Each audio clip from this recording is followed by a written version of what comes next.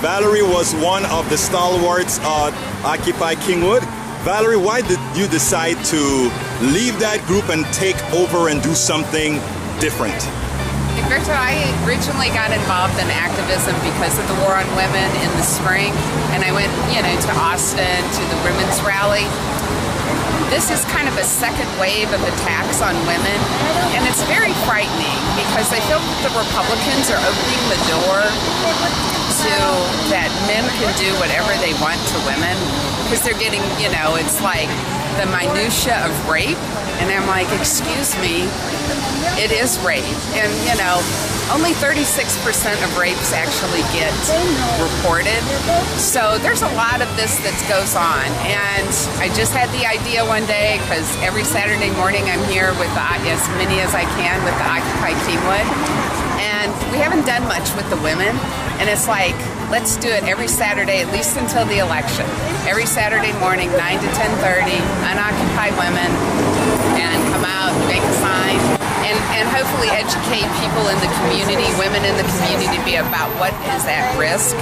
And, like my sign says, women have, 53% of registered voters are women. Could you repeat that again for me? 53% of registered voters are women, and there is no reason that we are losing our rights if we get out and vote. So you're encouraging everybody around Kingwood, Atascocita, and Humble to vote for women's rights. Deborah Maury, you are here at Unoccupy Women. Tell me, what are you doing out here? Well, I'm here not only for us, but for my daughter, all of our daughters and granddaughters. I'm afraid that there's too many people that are unaware of what's been happening recently in the Texas, the Republican-controlled Texas legislature, and at the national level as well. Things going on that are taking the rights of women away, and I'm worried that too many of my suburban neighbors, even the women, think, oh, we've had the right to choose for a lifetime now, and it'll be protected. Not so. I mean, these rights are being chipped away at, and I want my daughter to have the right to control her own body, and her friends, and my granddaughter, and so on. Anyway, that's why we're here. Well, thank you very much, Deborah. You bet. Karen Menke, you guys have started a new thing here. What is this called? This is called Unoccupy Women. And what is it all about? Well, we have seen so many laws and attempts to limit the rights of women. I think they're trying to take us back to the 50s. My sign is particularly referring to Aiken, who thinks that women don't get pregnant from rape, and therefore he doesn't want an exception for rape in his Republican platform for abortion. He thinks that, they can just have these babies that are the result of rape. He doesn't understand what the problem is and what women need and want. I think it's criminal, and I really think we need to shut him down. Stephanie, our stalwart who has left Occupy Kingwood to a more worthy cause. Tell me, what are you doing out here, Stephanie? Well, sisterhood is powerful, so it brought me to this corner, which is God has blessed with a big shade for us to enjoy. But I just want to say, healthcare is a woman's issue. That's why I'm carrying this sign.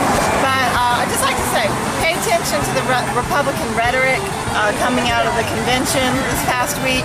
They are apparently in denial of reality, the protectors of Medicare, the protectors of civil rights, and supposedly the protectors of women. But we know this to be not true if we look at the reality. So look around the country, they're trying to deny access to contraception, limit access to abortion, take away laws that are protecting equal pay for women. And all this suggests one thing. They want to roll back the years, brings back to the 1950s, where women didn't have a choice in occupations, women didn't have a choice to control what happened to their body. We need to make sure that doesn't happen, so I hope that all women across America, when they go to the voting polls, remember that what the Republicans say and what they do are diametrically opposed. And you need to make sure you vote for the party, and that would be the Democrats or the Green Party, who are going to protect women's rights. Okay, this is is an addendum to my previous message. The old saying goes that Republicans are pro-life from conception to birth, and after that they don't give a damn.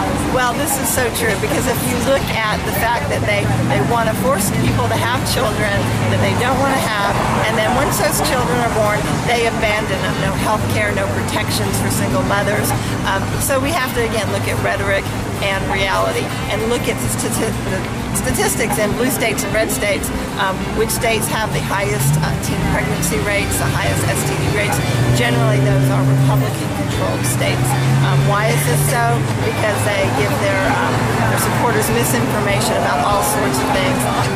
And so, anyway, we need to make sure that we are pro-life from birth to death. Stephanie Parisian.